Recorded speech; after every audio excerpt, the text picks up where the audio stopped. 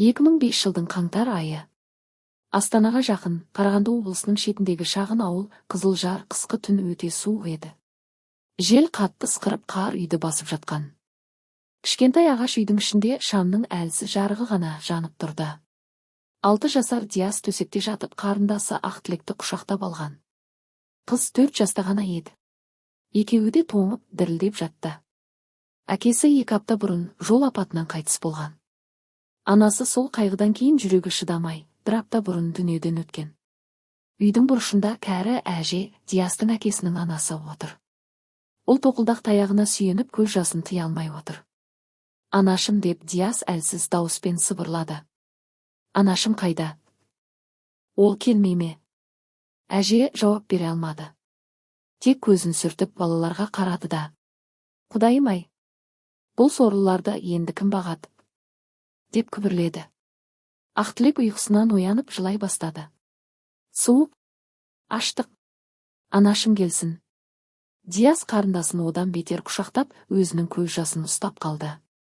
Ол әлі кішкентай болса да, үлкен аға болу керекенін сезді. Бірақ іші қатты ауырып тұрды. Әкесінің соңғы сөзі есіне түсті, балаларымды тастамаңдар. Сыртта боран күшейді. Жел терезені сілкіп, үйдің шатырынан қар құлап жатты.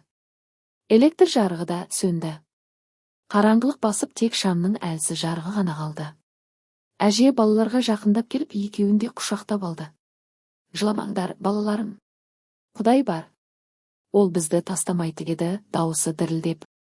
Бірақ әженің өзі де ауру еді. Жүрегі әлсіз, аяғы ісіп кеткен. Ол балаларды қалай бағатынын өзі де білмеді. Ауылдағы туыстары әлі келмеген. Көршілер келіп көмектесті, бірақ олар да кедей еді. Диас қараңғылыққа қарап ішінен, мен Ақтілекті қорғаймын. Ешкімге ренжітпеймін деп ант берді. Кішкентай қолмен қарындасының басын сипат. Сол түні балалар ұйықтай алмады. Аштық, суық және атана жоқтығының ауырлығы олардың кішкентай жүректерін қысып тұрды. Қара түн олар үшін өмірдің ең ауыр бетін ашып берді. Таңға қарай әже әрең тұрып, пешке от жақты. Бірақ үйде нан да, сүт те қалмаған еді. Диас қарындасына: жылама, Ақтілек, мен үлкен боламын. Саған тамақ тауып беремін деді. Қыз тек жылап ағасының көйлегіне жармасып жатты. Осылайша Диас пен Ақтілектің жетімдік тағдыры басталды. Қара түн оларды мәңгі өзгертті. Әже қайтыс болғаннан кейін 1 ай өтпей, ауылдағы туыстар жиналды. Олардың арасында әкесінің ағасы Серікбай да бар еді. Серікбай 45 жаста, ішкілікке салынған, жұмыссыз, әйелімен ажырасқан адам болатын. Туыстары балалар үйіне берудің қажеті жоқ, өзіміз бағамыз деп шешті. Сөйтіп Диас пен Ақтілекті Серікбайға тапсырды. Серікбайдың үйі ауылдың шетінде, ескі, қараңғы, қабырғалары сылағы түсіп қалған үй еді. Ішіне кіргенде Диас пен Ақтілектің жүрегі суыды. Үйде спирттің иісі аңқып тұрды, еденде бос бөтелкелер шашылып жатты. Серікбай есікті ашып балаларға қарап: енді мен сендердің әкеңмін. Тыңдағандарың жақсы, тыңдамасаңдар деп қатты дауыспен айтты да, қолын сермеп қойды. Алғашқы күндері ол салыстырмалы түрде тыныш болды.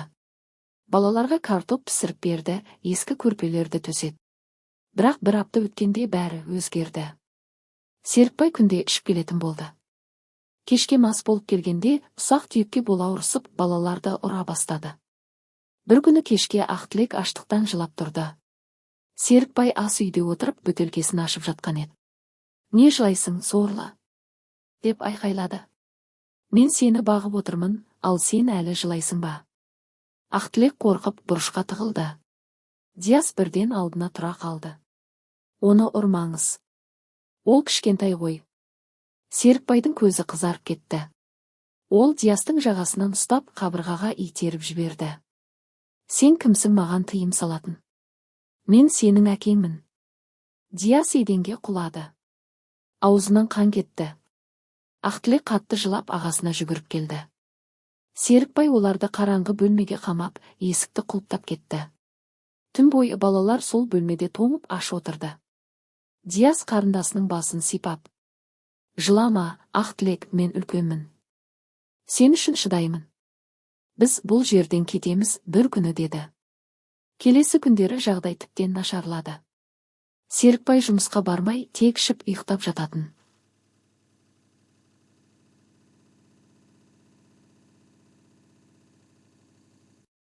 Балаларға тамақ бермейтін. Диас көршінің бақшасынан картоп ұрлап қарындасына пісіріп беретін. Ақтілектің денесі арықтап, көздері ісіп кетті. Мектепке баруға да мүмкіндік болмады. Диас 8 жасқа, Ақтілек 6 жасқа толғанда да олар әлі үйде отыратын. Бір күні Серікбай мас күйінде Ақтілекті ұрып жіберді. Қыздың беті көгеріп кетті. Диас оны көргенде іші қайнап кетті. Ол Серікбайға қарап: «Сен біздің әкеміз емессің. Сен жай ғана жаман адамсың», деп айқайлады. Серікбай ашуланып Диасты қатты ұрды. Сол түні Диас төсекте жатып, денесі ауырып, көз жасын тыя алмады. Ақтілек оның қасына келіп, кішкентай қолымен ағасының бетін сипады. «Аға, ауырмай ма?» деп сұрады. Диас қарындасын құшақтап: «Ауырмайды. Сен үшін шыдаймын. Біз бұл жерде ұзақ тұрмаймыз. Туыстарымыз келеді, балалар үйіне апарады. Онда жақсы болады», деді. Бірақ өзі де сенбеді. Ауылдағы көршілер жағдайды көріп, туыстарына айтты. Ақыры туыстары шыдамай, балаларды облыс орталығындағы балалар үйіне өткізуге шешім қабылдады. Серікбай да маған керегі жоқ деп қолын бір-ақ сілтеді. Сол күні Диас пен Ақтілектің өгей әкесінің үйінен шығатын күні болды. Диас қарындасының қолынан ұстап есікке қарай беттеді. Артында Серікбай мас күйінде: «Кетіңдер. Мен сияқты сорлы болмаңдар», деп күлді. Диас ішінен: «Біз сен сияқты болмаймыз. Біз адам боламыз», деп ойлады. Осылайша өгей әкенің үйіндегі қараңғы күндер аяқталды. Бірақ алда балаларды тағы да ауыр сынақтар күтіп тұрды. Туыстарының шешімімен Диас пен Ақтілекті облыс орталығындағы 7 балалар үйіне өткізуге дайындады. Күн суық, қарлы боран әлі басылмаған еді. Автобусқа отырғызар алдында ауылдағы бірнеше әйел балаларға ескі пальто, жылы шұлық және бір бума құрғақ нан берді. Диас 9 жасқа, Ақтілек 7 жасқа толған. Екеуі де жұқа киім киген, беттері арық, көздері үрейлі. Автобусқа мініп соңғы орындыққа отырды. Диас қарындасының қолынан мықтап ұстап алған, босатпайтын. Автобус қозғалғанда Ақтілек терезеге жабысып, ауылдың қар басқан үйлерін, мұздаған өзеннің жағасын, әже мен ата-анасының жатқан зиратын соңғы рет көруге тырысты. «Аға, ауыл қалды ғой», деп сыбырлады қыз даусы дірілдеп. «Анашымның үйі қайтып ораламыз ба?» Диас жұтқыншағын жұтып көз жасын тыюға тырысты. Дауысы сынық шықты. «Білмеймін, Ақтілек. Бірақ сен жылама. Мен сенімен біргемін. Ешқашан тастамаймын». Автобус жол бойы шайқалып қарды ысырып келе жатты. Ішінде бірнеше адам отырды. Кейбіреулері балаларға қарап тұрмыс сорлы деп күбірлесіп қойды. Бір әйел балаларға алма ұсынды. Диас алмады, Ақтілекке берді. Қыз алманы екі қолдап ұстап ағасына қарады. «Сен де же, аға. Сен же». «Мен тойдым», деп Диас күлімсіреді, бірақ іші аштықтан құрысып тұрды. Жол шамамен 3 сағатқа созылды. Автобус облыс орталығына жақындағанда қала шамдары көрінді. Диас бұрын мұндай үлкен қала көрмеген. Биік үйлер, көп адам, машиналар. Бәрі бөтен, қорқынышты көрінді.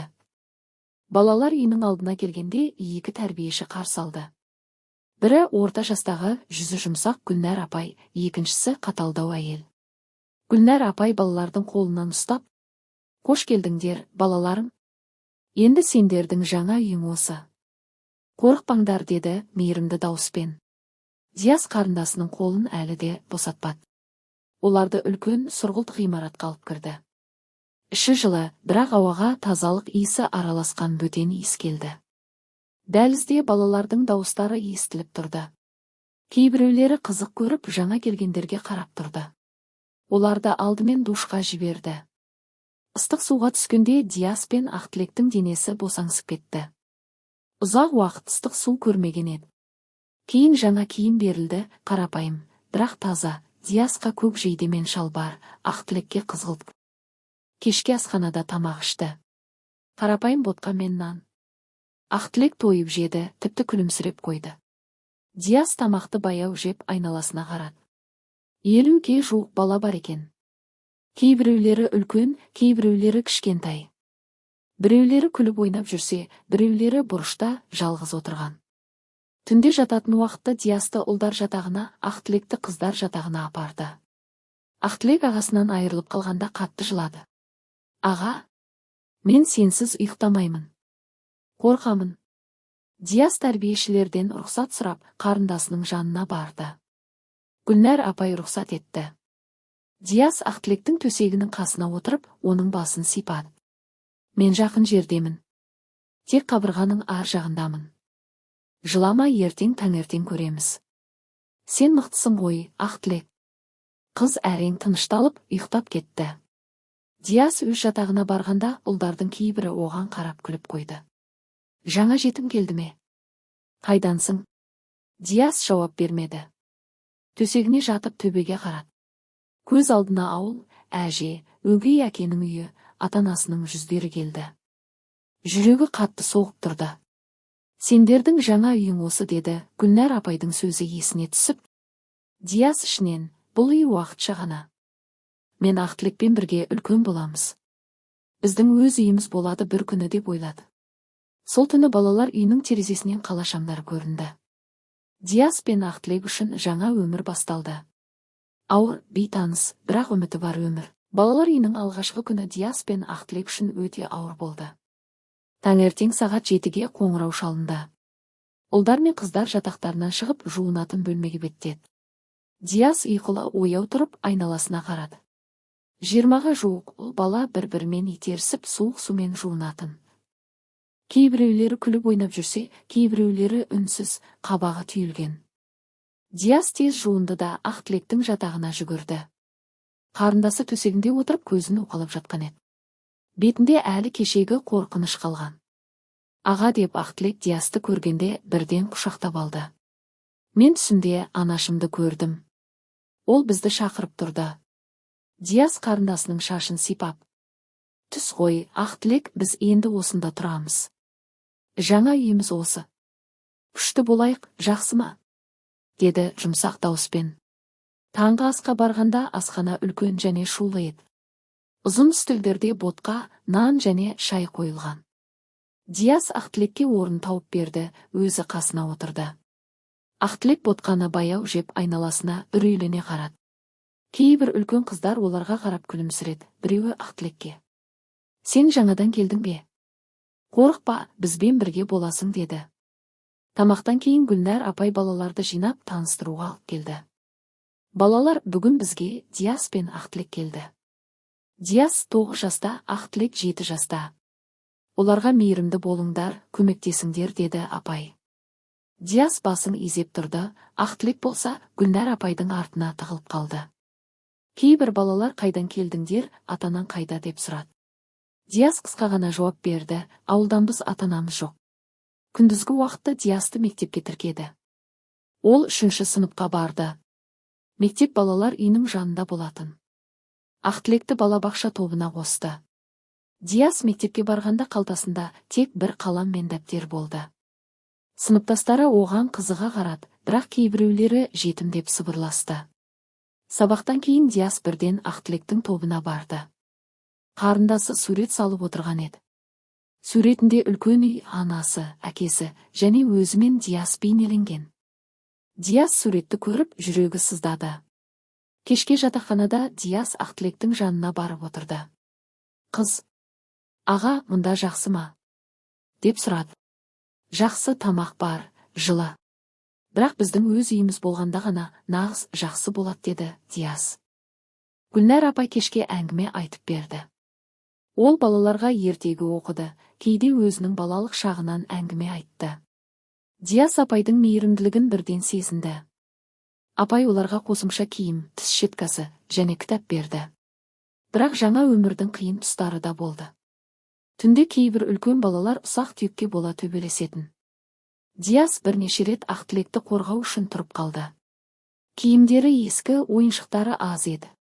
Кейде аштық сезілетін, әсіресе түнде. Бір аптадан кейін Диас мектепте бірінші рет отличник деген баға алды. Мұғалім оны мақтағанда Диас ішінен мен оқып үлкен боламын. Ақтілекті де оқытамын деп ойлады. Ақтілек те балабақшада достар тапты. Ол сурет салып ән айтуды үйренді. Кешке Диасқа: «Аға, мен дәрігер боламын. Сен ауырсаң, мен емдеймін» деп күлді. Диас қарындасының күлкісіне қарап алғаш рет шынайы күлімсіреді. Жаңа өмір осылай басталды. Балалар үйі оларға баспана, тамақ және біраз мейірім берді. Бірақ Диас пен Ақтілектің жүрегінде әлі де ауылдағы үй, ата-ана және еркіндікке деген сағыныш тұрды. Олар бірге болғандықтан ғана күшті болатын. Гүлнәр апай бір күні Диасқа: «Сен мықты ағасың. Ақтілек сенің арқаңда өсет. Оқуға тырыс, болашағыңды ойла» деді. Диас басын изеп: «Тырысамын, апай. Біз екеуміз де тырысамыз» деп жауап берді. Сол күннен бастап балалар үйіндегі өмір олар үшін жаңа бетбұрыс болды. Қиындықтар көп еді, бірақ үміт те бар еді. Балалар үйіндегі өмірдің екінші аптасы Диас үшін нағыз сынақ болды. Мектептен кейін олар аулаға шығып футбол ойнайтын немесе жай ғана жүгіріп ойнайтын. Диас алғашында тек қарап тұрды. Ол әлі ешкіммен жақын таныс емес еді. Ақтілектің жанына барып, онымен бірге отыратын. Бір күні кешке, күн батқан шақта, Диас ауладағы ескі темір тордың жанында отырғанда бір оған жақындады. Ол 11 жасар Болат еді. Болаттың да әкесі ішкіліктен өлген, анасы басқа адамға кетіп қалған. Сондықтан ол балалар үйінде 3 жылдан бері тұратын. «Сен жаңадан келдің ғой. Атың кім?» деп сұрады Болат қолын созып. Диас сәл кідіріп қолын ұстады. «Диас, ал сен?» «Болат, мен де жетіммін. Әкем арақтан өлді».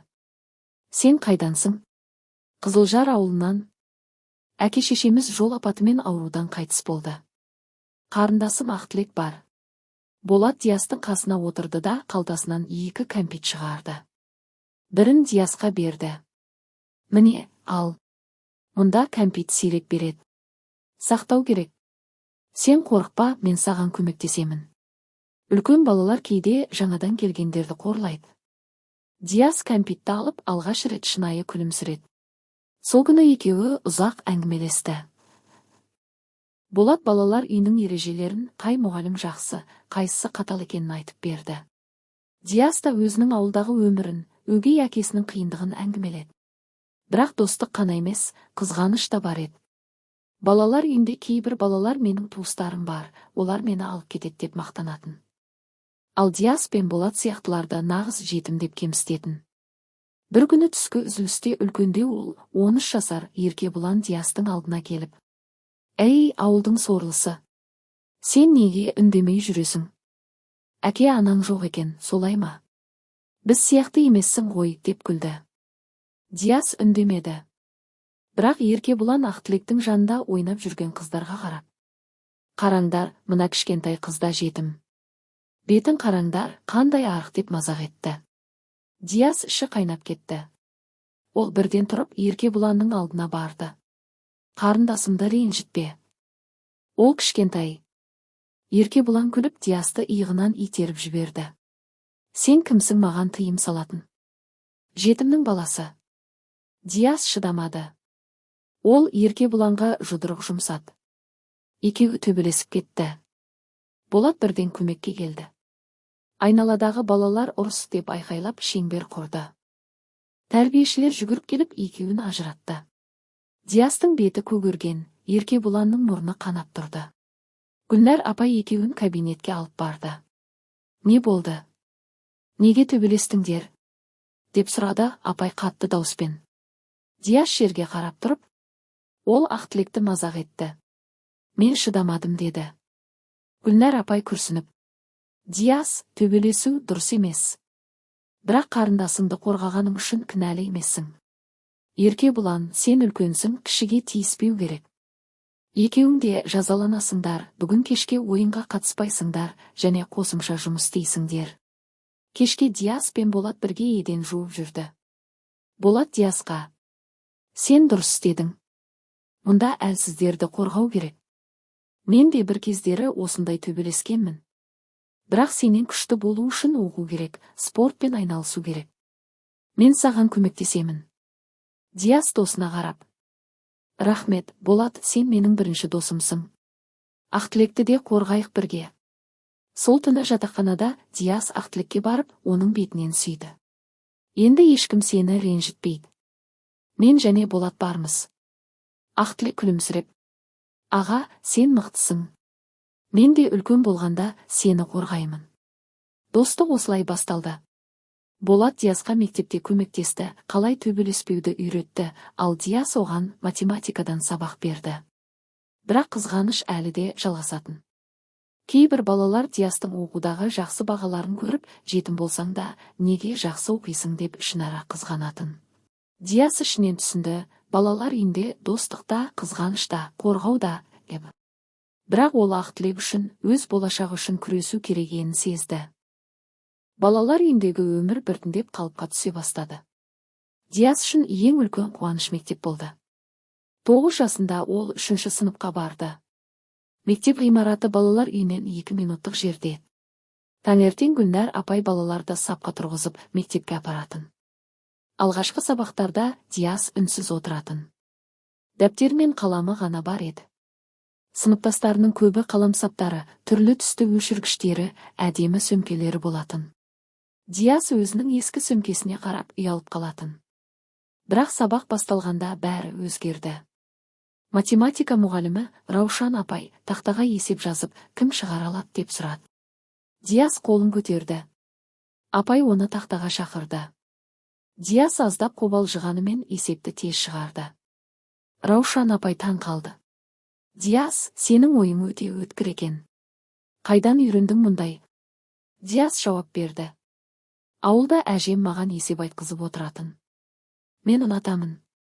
Сол күні Раушан апай Диасты сынып алдына шығарып мақтады.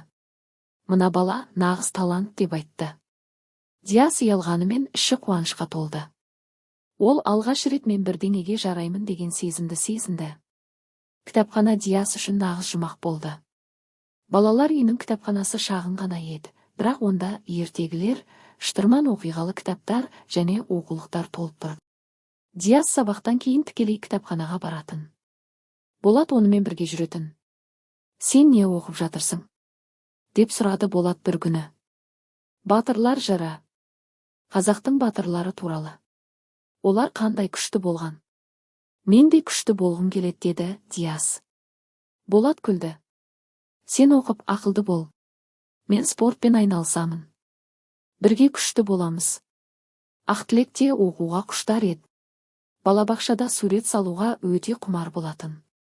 Ол қағазға үлкен үй, анасы, әкесі және Диас ағасымен бірге тұрған сурет салатын. Тәрбиеші оның суретін мақтап, сен суретші боласың деп айтатын. Ақтілек Диасқа кешке әр суретін көрсетіп. Аға, қарашы. Бұл біздің болашақ үйіміз. Мен дәрігер боламын, сен инженер боласың. Біздің үлкен үйіміз болады дейтін. Диас қарындасының басын сипап. Дұрыс айтасың. Мен математикадан үздік оқимын. Сен суреттен үздік бол. Біз екеуміз де оқып, үлкен боламыз деп жауап беретін. Бірақ қиындықтар да болды. Кейде үй тапсырмасын орындауға орын табу қиын еді. Жатақханада шу көп, үстел аз.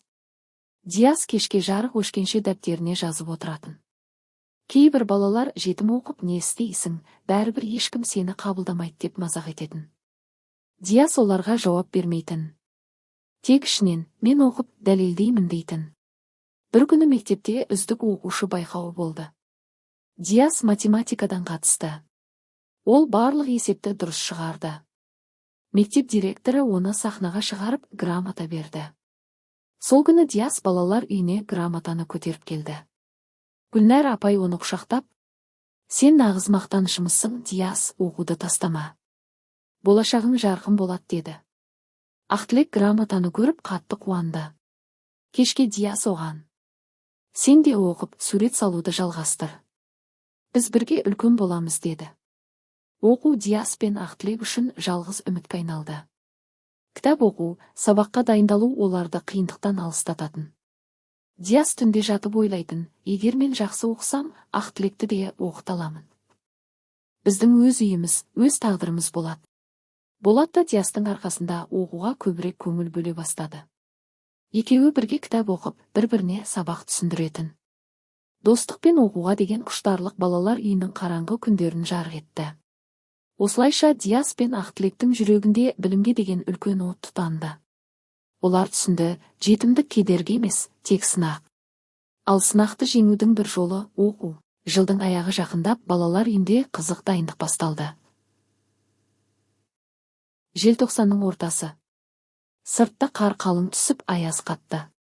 Балалар үйінің дәліздері мен асханасы әшекейленіп, қағаздан жасалған қар ұшқындары, түрлі түсті шамдар ілінді. Гүлнәр апай мен басқа тәрбиешілер балаларды жаңа жылға дайындап жатты. Диас пен Ақтілек үшін бұл алғашқы үлкен мереке еді.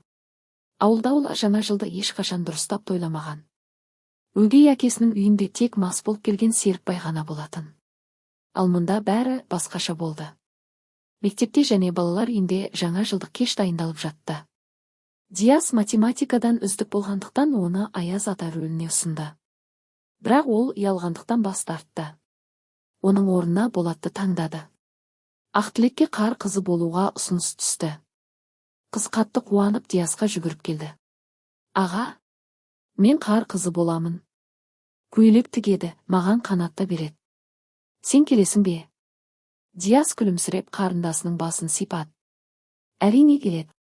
Мен сенің артында тұрамын. Сен әдемі боласың. Мереке күні кешке балалар үйінің үлкен залы толы адамға лық толды. Тәрбиешілер, мектеп мұғалімдері, тіпті қалалық әкімдіктің өкілдері де келген. Ортада үлкен шырша тұрды, астында сыйлықтар үйілген. Шырша шамдары жанып, әндер шырқалды. Ақтілек қар қызы кейпінде сахнаға шықты. Қызғылт көйлегі, қағаздан жасалған қанаттары бар. Ол ән айтты, дауысы жұқа болғанымен жүрегімен айтты. Зал қол шапалақтады. Диас сахнаның шетінде тұрып, қарындасына қарап, мақтанышқа толды. Көзіне жас келді, бірақ ұстап қалды. Сыйлықтар таратылғанда Диасқа үлкен қорап берілді. Ішінде жылы жүнді қолғап, шарф және кішігірім ойыншық машина болды. Ақтілекке әдемі қуыршақ, бояулар және тәттілер салынған сөмке тиді. Ақтілек қуыршақты құшақтап Диасқа жүгірді. Аға, қара. Бұл менің алғашқы қуыршағым. Саған да машина берді ғой. Диас қарындасына қуыршақтың қасына өзінің машинасын қойып. Міне, енді біздің отбасымыз толық болды. Сен қыз, мен аға деп күлді.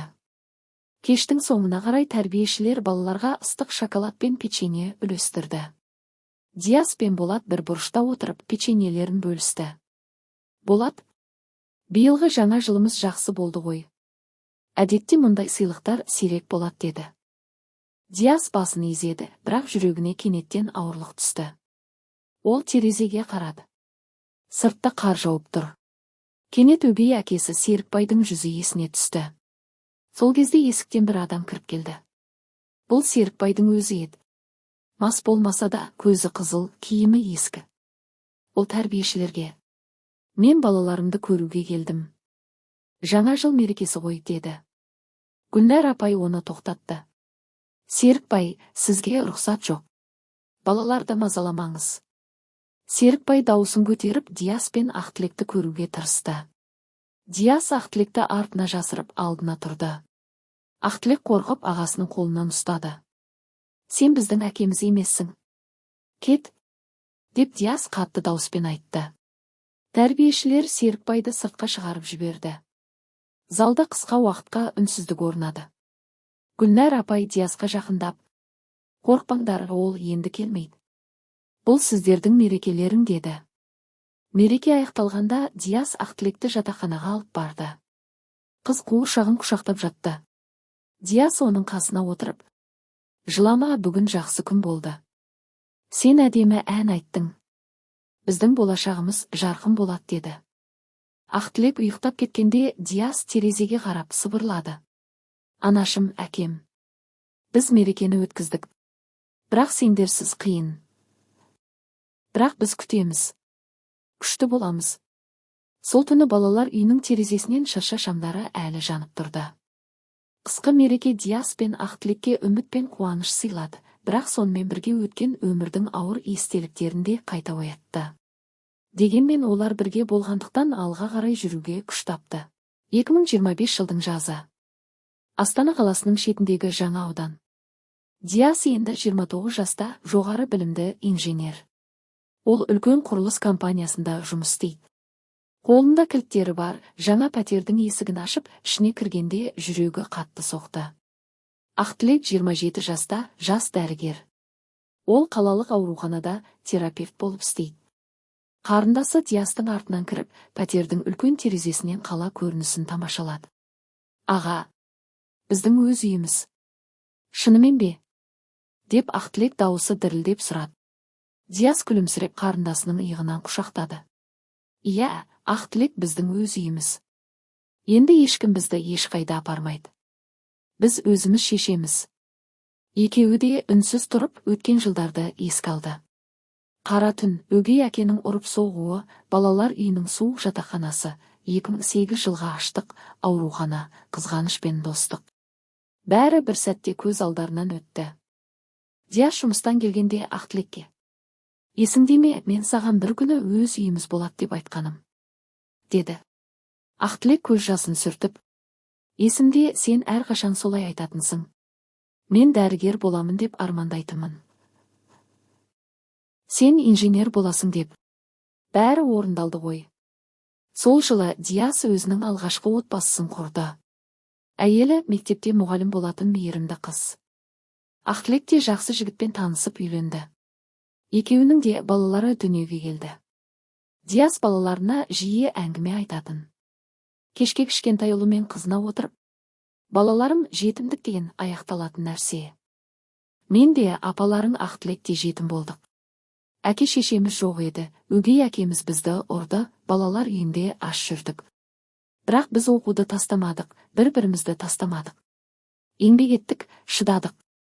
Сондықтан бүгін өз үйіміз, өз бақытымыз бар. Ақтілек те өз балаларына сол әңгімені айтатын. Ол ауруханада жұмыс істеп жүріп, жетім балаларға тегін ем-дом жасайтын, дәрі-дәрмек әкеліп тұратын. Бір күні екеуі бірге Қызылжар ауылына барды. Ескі үйдің орнында енді басқа үй тұрған. Әже мен ата-анасының зиратына гүл қойып ұзақ тұрды. Диас: анашым, әкем, біз сіздерді ұмытпадық. Сіздердің арқаңызда біз күшті болдық, деді. Содан кейін олар балалар үйіне барды. Гүлнәр апай әлі сол жерде еді, қазір зейнеткер болғанымен балаларға көмектесіп жүретін. Диас пен Ақтілек үлкен қораптармен келді. Киім, кітап, ойыншық, компьютерлер. Гүлнәр апай көз жасын ұстай алмады. Сендер менің мақтанышымсыңдар. Қанша бала келді, кетті. Бірақ сендер сияқты болған жоқ. Сендер жеңдіңдер. Диас апайдың қолынан ұстап: апай, сіздің мейіріміңіз болмаса, біз мұнда жетпес едік. Рахмет сізге. Енді біз көмектесеміз. Әр жыл сайын келетін боламыз. Ақтілек те апайды құшақтап: мен дәрігермін. Балалар ауырса, мен емдеймін. Сендердің барлығына көмектесемін, деді. Сол күні балалар үйінің ауласында жаңа ойын алаңы ашылды. Диас пен Ақтілектің балалары жетім балалармен бірге ойнады. Диас кішкентай балаларға қарап тұрып ішінен: жетімдік тағдыр емес. Ол тек сынақ. Ал сынақты жеңген адамның тағдыры өз қолында, деп ойлады. Кешке үйге қайтқан жолда Диас Ақтілекке: біздің тағдырымыз өзгерді. Енді басқа жетім балалардың тағдырын өзгертуге кезек біздікі. Ақтілек күлімсіреп: иә, аға. Біз бірге бастадық, бірге аяқтаймыз. Осылайша Диас пен Ақтілектің жетім балалардың тағдыры аяқталды. Ауырлықтан, қиындықтан, жалғыздықтан өткен жол оларды күшті, мейірімді және табысты етті. Олар енді өз балаларына және басқа жетімдерге үміт пен үлгі болды. Жетімдік аяқталды. Адамдық мәңгі жалғасты. Романның соңы.